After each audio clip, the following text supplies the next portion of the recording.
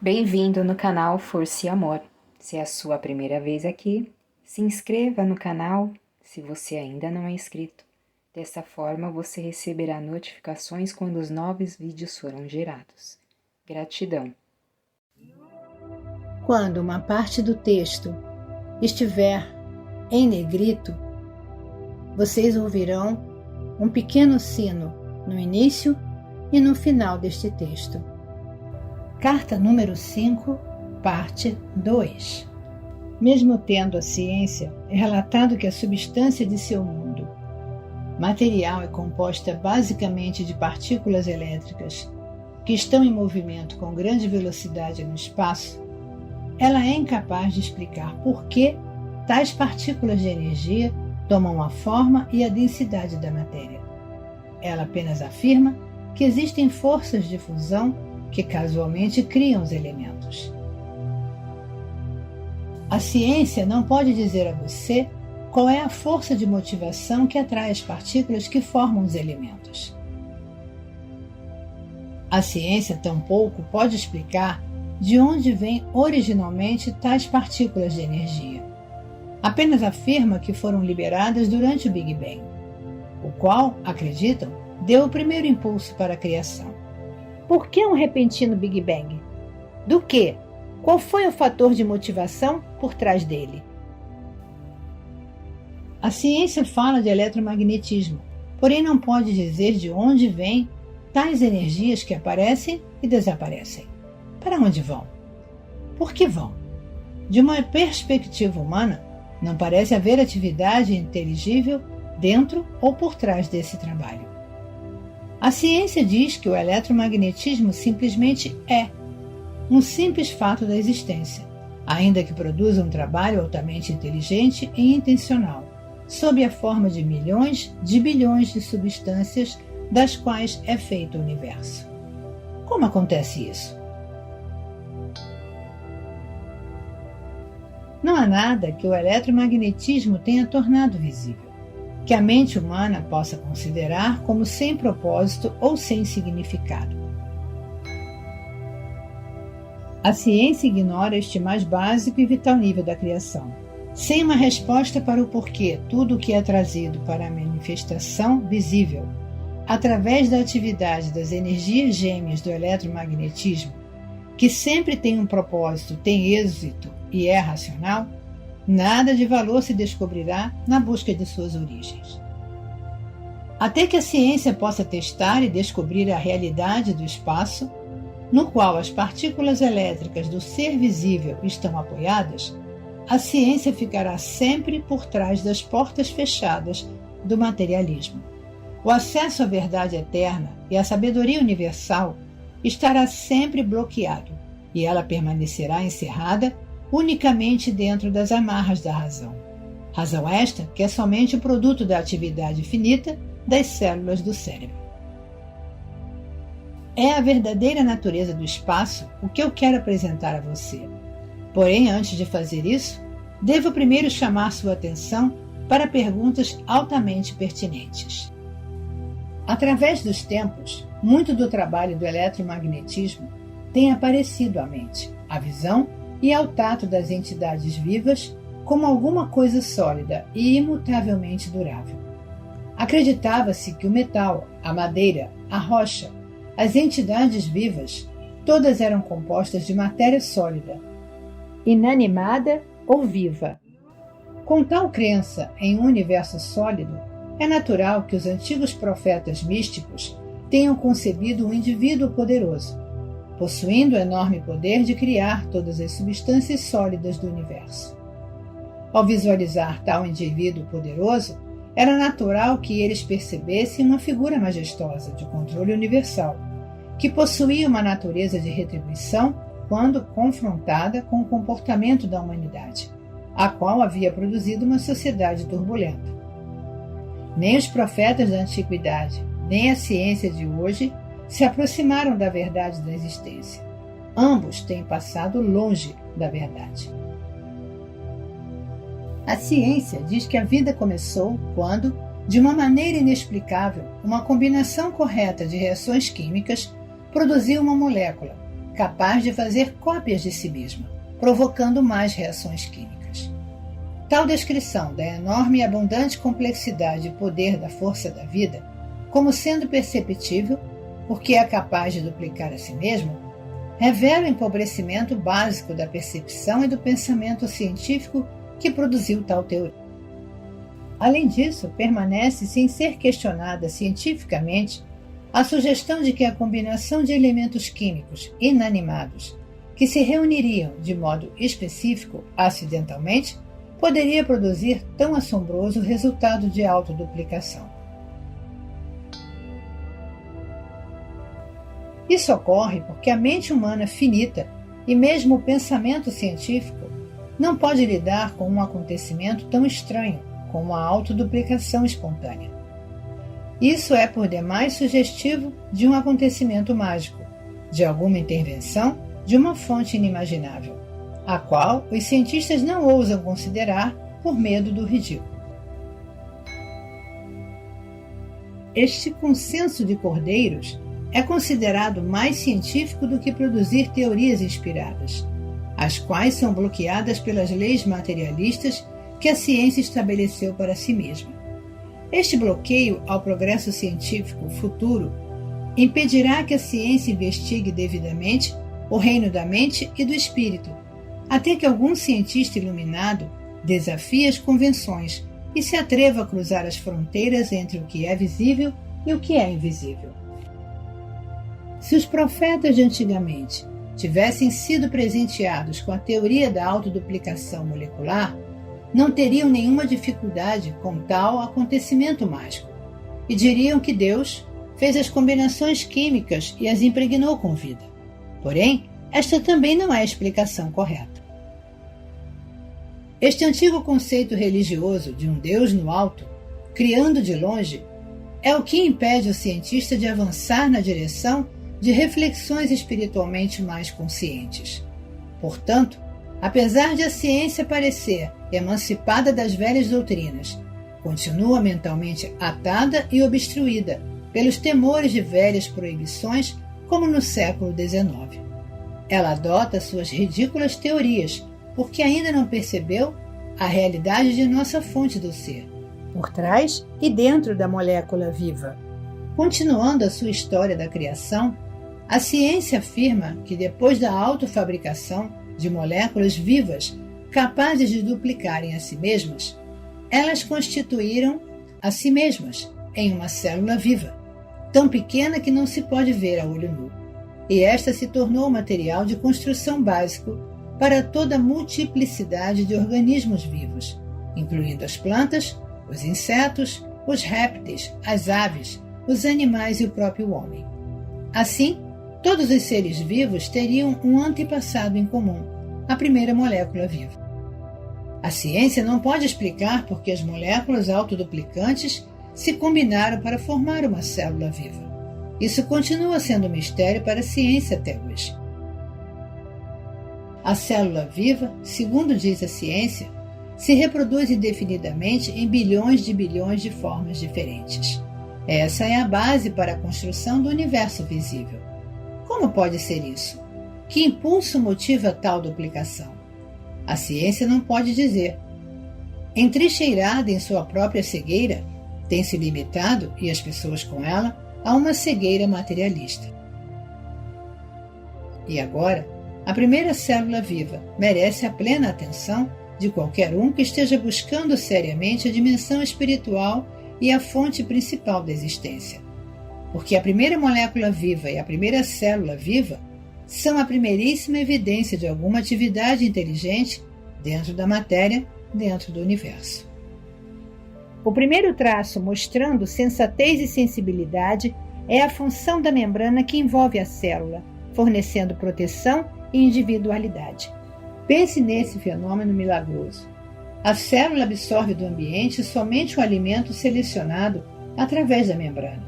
Não só absorve o alimento correto, mas depois de nutrir-se ainda elimina o resíduo através da membrana permeável.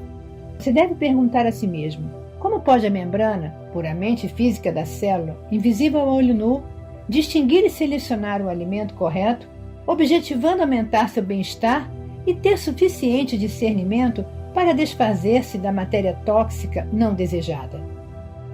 Você não vê um alto grau de propósito em toda esta atividade? Você pode acreditar que este propósito seja acidental? E o propósito não é a grande marca da inteligência? E mais, a membrana da célula continua a fazer esse trabalho de selecionar o alimento e descartar a matéria tóxica em bilhões de diferentes circunstâncias e condições relacionadas com a sobrevivência de diferentes espécies em diversos ambientes. Isso não é a evidência do propósito que se mostra dentro de cada ação de cada espécie, sejam insetos, plantas, répteis, aves, animais ou seres humanos? Não seria possível descrever o universo como o consistente e constante impulso do propósito tornado visível no reino da matéria visível? O espírito do propósito é um elemento físico ou um elemento da consciência? E se você pode aceitar que o propósito é um impulso inegável de criatividade por trás da existência, então pode passar para a próxima percepção. Seu universo é a manifestação visível de uma evolução inteligente de causa e efeito, evidente na matéria viva. Pois se a célula viva pode selecionar o alimento correto e também eliminar o resíduo tóxico, esta simples atividade demonstra um conhecimento da necessidade de digestão e de eliminação de tal resíduo para assegurar a contínua saúde da célula. Isso não é uma clara indicação de uma evolução inteligente de causa e efeito? E mais, a ciência diz que a célula contém um núcleo que poderia comparar-se ao cérebro humano, uma vez que transmite mensagens e sua mais importante função é a de armazenamento de informação, a livraria, que contém não somente os detalhes que se relacionam com uma célula, mas também os do corpo inteiro no qual ela reside. O fato é que, ao investigar a célula, a ciência descobriu que esta, em si mesma, parece ser um sistema de mensagens químicas transmitidas de um modo proposital, inteligente e inteligível. Como poderia acontecer isso se as origens das moléculas da célula fossem apenas elementos químicos inanimados? Você poderia duvidar de que por trás de cada mensageiro, com uma mensagem a transmitir, há um pensamento inteligente ou consciência? E o que pensar da precisão das mensagens transferidas de célula para célula, para assegurar a precisão da duplicação exata de certas espécies durante milhões de anos? Em que momento da criação a consciência entrou nos organismos vivos? E como foi que o pensamento inteligente, que considera e decide, chegou ao campo da matéria inanimada inconsciente? Sem a consciência inerente, como pode ocorrer tanta atividade informada e informante em uma célula que é invisível a olho nu? Tal atividade não é o produto da consciência-conhecimento demonstrando a presença de vida inteligente em seu aspecto mais básico? Uma simples célula viva, em forma de bactéria, pode mover-se sozinha e viver sua própria vida, especializada e excitante no ambiente. Ou, como um vírus, realizar seu trabalho especializado e mortal de atacar alvos específicos nos organismos vivos. Por outro lado, a célula pode estar fixa em um organismo, realizando seu trabalho altamente importante de construção e de manutenção de alguma parte do organismo.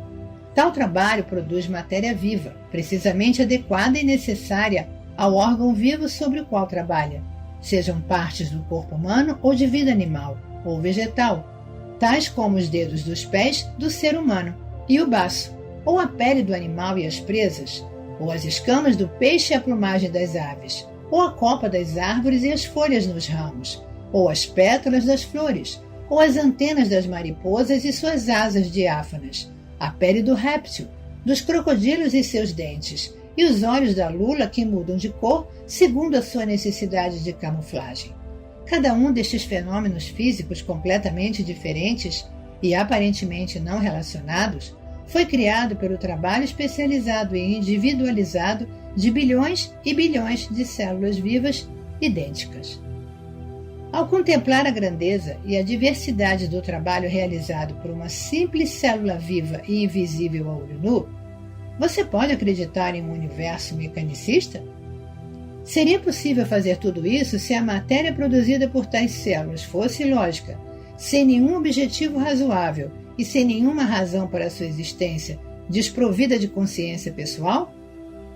Este não é o caso. Estas células vivas idênticas trabalham juntas, em harmonia dentro do homem ou do animal, para fazer um fígado com suas múltiplas funções no corpo, para criar um olho complexo que tem seu propósito específico de pôr o organismo em contato direto e inteligente com seu ambiente, incorporando a ajuda do cérebro, para fazer ossos fortes, expressamente desenhados em conjunto com tendões e músculos, para unir-se a outros de maneira tão conveniente que permitem o pleno e ágil movimento do organismo. Além disso, células nunca interferem no trabalho de outras células. Ao criarem um rim, não fazem de repente uma orelha. Ao criarem cabelo, não se lançam subitamente a fazer pele. Não, as células criam o couro cabeludo e as mesmíssimas células criam o cabelo. A única diferença entre as células da pele e as do cabelo é o trabalho que realizam, segundo após segundo, durante toda uma vida. Por quê? Qual é o fator motivador e inspirador? Acidente? Que inteligência organizadora pôs em movimento todo o processo de criação, desde o nível mais fundamental de formação de simples elementos, a partir de partículas elétricas livres no espaço, até a combinação de elementos para formar substâncias químicas, a combinação correta de substâncias específicas para formar uma molécula viva, a combinação correta de moléculas vivas para fazer uma célula viva, que pode receber alimentos, eliminar resíduos, construir segundo especificações claras, deslocar-se e sustentar conscientemente esse enorme edifício da criação através de bilhões de anos. Qual é a força motivadora que concebeu e fez evoluir com sucesso nos sistemas vivos as entidades vivas? Bilhões e bilhões de maneiras diferentes de fertilizar as sementes de todo tipo, sejam as das plantas, dos insetos, dos répteis, das aves, dos animais ou dos seres humanos, desenvolvendo para cada um deles um sistema inteligente de procriação, adequado às condições climáticas e à produção de vegetação no ambiente, a fim de assegurar a sobrevivência. A sobrevivência não é também uma evidência de atividade com propósito inteligente? Ao cumprir-se esta grande façanha de criatividade, você não deveria se perguntar como é que cada espécie viva tem sua própria maneira individual de criar sua prole e de protegê-la de todo possível perigo, até que seja capaz de sobreviver sozinha. Isso não é um ativo amor pela criação em sua forma mais elevada? Você não pode sair desta análise sobre o que tem a inteligência humana a dizer a respeito das origens da vida e da criatividade, sem que se mencione as importantíssimas moléculas de DNA, sobre as quais se diz que levam o projeto de todo o organismo, planta ou bebê. Estas moléculas de DNA dão as instruções às células, informando o que elas devem construir de acordo com os cromossomos depositados pela semente. Em lugar da inteligência, a ciência ofereceu as moléculas de DNA e as células frágeis da matéria como a fonte de existência, seu líder supremo, seu diretor de criação, das quais toda a criação deve depender para sobreviver. Contemple o glorioso DNA, senhor de sua criação. De onde tiraram as células de DNA seus inteligentes poderes direcionais? A ciência já está satisfeita, agora que é capaz de explicar de maneira razoável por que as diversas espécies de todo tipo se reproduzem com tanta precisão e consistência. A ciência quer que você acredite que vive em um universo puramente mecanicista, que o fenômeno da evolução surge puramente de mutações casuais e da sobrevivência do mais apto. Se você estudar os diversos organismos da criação, as múltiplas e diferentes atividades de espécies relacionadas, poderá verdadeiramente acreditar em um conceito materialista tão pouco provável? Não é uma mera coincidência que hoje várias pessoas criativas empreendem viagens difíceis para explorar, determinar e fotografar os lugares em que vivem as criaturas selvagens e as plantas silvestres, a fim de permitir descobrir a imensa inteligência por trás da criação. Você é entretido e instruído por um banquete de fatos e fotografias sobre as maravilhas de seu universo. Durante meu tempo na Terra, não tive tais maravilhas às quais referir-me para ensinar aos judeus a universal verdade da existência. Eu tinha somente os animais domésticos e as aves para usar como exemplos da maravilhosa inventividade, inteligência e consciência aparentes em todo ser vivo. Em nenhuma parte do Evangelho foi escrito que eu me referia ao alto e poderoso Jeová como Criador, como era o costume dos líderes judeus. Não! Eu recorri ao campo, às flores e às aves, e procurei ensinar aos meus compatriotas que eles estavam rodeados por uma criação milagrosa e maravilhosa. Há 2000 anos, em sua dimensão, nos faltava seu atual conhecimento científico para observar e explicar de maneira inteligente a atividade que eu chamava o Pai, em tudo que se encontra ao seu redor. Para descobrir a sua verdadeira fonte do ser, peço a você que avalie a inimaginável e indescritível complexidade e diversidade de trabalho intencional claramente evidente nos pinguins e nos porcos. A mente humana pode reproduzir qualquer das atividades mais básicas no sistema digestivo, por exemplo, que rapidamente reúne as enzimas requeridas e os hormônios necessários para a digestão? Como a mente finita, que é incapaz de perceber claramente o verdadeiro processo criativo, governado pelo conhecimento instintivo, ousa declarar explicitamente, desafiando a contradição, que compreende as verdadeiras origens da criação e as forças que deram forma à criação. Que arrogância! Esses homens somente podem pensar segundo o que dizem os seus olhos.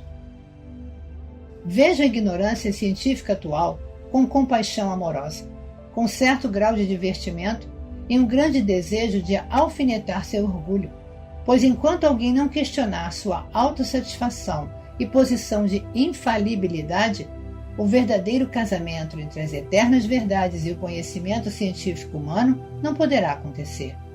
Porém, terão que fazê-lo, ou a evolução espiritual humana ficará paralisada. Os cientistas têm a mente excessivamente cheia de conhecimento livresco especializado, de fórmulas e equações aceitas, e têm também uma grande necessidade de aprovação e reconhecimento dentro da comunidade científica, o que impede a penetração mística de inteligências mais elevadas. Peço aos leitores destas cartas que formem uma associação para em meu nome desafiar a ciência e perguntar: em que momento da evolução do mundo material a consciência foi percebida pela primeira vez? Repito e digo isso seriamente. Pergunte ao cientista em que momento da evolução do mundo percebe-se pela primeira vez a consciência. Na célula viva? Se a resposta for a célula viva, pergunte se a consciência já era perceptível nas moléculas vivas que se combinaram para formar a célula e se envolverem em uma membrana tão inteligentemente desenhada que permitia o consumo de alimento selecionado e o descarte de resíduo tóxico. Como ela reconhecia o resíduo tóxico? E se aceitar que a consciência poderia estar presente nas moléculas vivas, não seria necessário perguntar se as propriedades químicas que formaram uma molécula viva não teriam possuído elas mesmas a consciência que finalmente as impulsionou e projetou em uma combinação viva para formar uma molécula? E tendo retrocedido até este ponto nas origens da existência, as propriedades químicas, ainda seria necessário perguntar por que a consciência deveria se tornar uma presença viável somente dentro das substâncias químicas. Por que não nos elementos nos quais a individualidade tomou forma pela primeira vez? E se aceitar que ela estaria nos elementos, por que se deveria negar que a consciência impulsione as partículas elétricas para formar os elementos? É racional negar tal possibilidade? E tendo chegado a tal possibilidade, não se deveria ir mais longe e perguntar de onde vem o eletromagnetismo? Qual é a realidade da eletricidade? para além dos raios de luz intensos, agora descritos pela ciência como fótons e elétrons. E qual é a realidade do magnetismo, para além das energias gêmeas de ligação e rejeição, estes impulsos de energia que trouxeram estabilidade e ordem ao caos? Pergunte à ciência, de onde vem o eletromagnetismo que é responsável pelos passos mais básicos na criação de um universo organizado e disciplinado, de uma complexidade e diversidade impossível de imaginar? Tentarei agora explicar com suas palavras aquilo que está além das palavras e, neste momento, além de toda a compreensão terrena individualizada. Por isso, ainda que o intelecto ajude o cérebro a compreender as realidades espirituais que estou expondo para você, também cria uma barreira à verdadeira percepção e experiência espiritual. Por esta razão, considere as referências à dimensão universal final como simples proposições, ideias, vislumbres de formas resumidas de consciência da realidade por trás e dentro de seu universo. Leve cada uma dessas ideias, uma, à meditação. O que estou querendo explicar está inteiramente na consciência e é da consciência, sem parâmetros nem fronteiras. Se você está suficientemente evoluído espiritualmente para seguir-me até aqui, para além das palavras, você começará a compreender espiritualmente tudo o que tenho tentado dizer. As palavras guiarão você para novas visões do ser, que serão abertas em seguida. Persevere. A luz gradualmente, talvez imperceptivelmente, penetrará em sua mente e você terá pequenas aberturas da visão interior. São muitos os que experimentam um pequeno clarão de visão interior, os que brevemente sentiram um toque da consciência divina e logo, sem ousarem continuar crendo no momento transcendente de seu despertar, começaram a questionar, duvidaram e finalmente dispersaram o pequeno influxo da consciência divina. Cuide para não fazer o mesmo. A incredulidade o atrasará, o prenderá no plano da existência material mais do que pode imaginar. Seja o que for que seja dado a você e que você seja capaz de receber, apanhe rapidamente e não duvide. A dúvida destrói o progresso firme, porque cria suas próprias formas de consciência, as quais suprimirão e mesmo erradicarão a visão interior que tem alcançado anteriormente. Portanto, a sua escolha de pensamentos, convicção ou incredulidade, dúvida ou fé, constrói ou destrói o seu progresso na busca da verdade. Qualquer negação apaga de sua consciência o progresso que você tenha conquistado. Além disso, quanto mais alto você ascender na verdade espiritual, mais poderosos se tornam os seus pensamentos. Assim sendo, crie e mantenha firmemente o seu próprio impulso espiritual e não permita que ninguém interfira e enfraqueça esse impulso. Mantenha-se firme em suas percepções anteriores. Em tempos de dúvida, navegue com pensamentos positivos, usando afirmações iluminadoras, agarrando-se às orientações inspiradoras prévias e recordando dos momentos em que suas vibrações de frequências de consciência estavam mais altas. Usando a força de vontade, escolhendo afirmações que contenham pepitas de ouro de verdade espiritual, retorne uma e outra vez a este nível mais elevado de consciência. Não se renda por preguiça mental aos altos e baixos das energias espirituais da consciência, nem se converta em uma gangorra espiritual. Enfatizo fortemente esse perigo de auto-obstrução. Torne-se ativamente consciente dele. Se você conhece algo das narrações de minha vida na Palestina, lembrará que eu também sofri o fenômeno dos altos e baixos da consciência espiritual, e que foi necessário retirar-me para as colinas para rezar, meditar e renovar as minhas forças espirituais. Portanto, compreenda seus períodos áridos, porém, não ceda passivamente a eles, pois conduzirão você a uma mudança indesejável de atitudes e padrões mentais e emocionais. Recorra conscientemente à sua fonte do ser, para receber nova força e para a elevação das frequências de sua consciência. E assim, essas fases negativas se reduzirão enormemente em força e duração. Digo novamente, esteja atento para o modo como você usa sua mente. Deixe que a sua atividade mental seja sempre construtiva, a fim de que ela possa contribuir para seu crescimento espiritual e não seja um contínuo obstáculo.